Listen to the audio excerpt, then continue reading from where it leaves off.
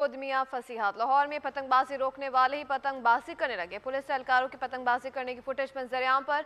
Police एहलकारों की वर्दी पहने पतंग उड़ाने की वीडियो वायरल। वजीर आला ने पतंगबाजी पर सख्त एक्शन के अहकाम जारी किए थे। एहलकारों की शनाख्त की कोशिशें की जा रही हैं।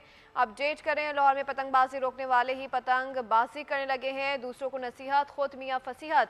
लाहौर में पतंगबाजी रोकने की पतंगबाजी ही करने लगे हैं। पुलिस एहलकारों की पतंगबाजी करने की फुटेज मंजरेआम पर आ गई है। पुलिस एहलकारों की वर्दी पहने पतंग उड़ाने की वीडियो वायरल हुई है। वजीर आला ने पतंगबाजी पर सख्त एक्शन के अहकाम जारी किए थे। एहलकारों की शनाख्त की कोशिशें इस वक्त जारी हैं। पुलिस हुकाम के मुताबिक लाहौर में पतंगबाजी रोकने वाले ही पतंगबाजी करने लगे हैं और लाहौर में पतंगबाजी रोकने वाले ही पतंगबाजी करने लगे हैं। पुलिस एहलकारों की पतंगबाजी करने की फुटेज मंजर आम पर आ गई। पुलिस एहलकारों की वर्दी पहने पतंग उड़ाने की वीडियो वायरल हुई है।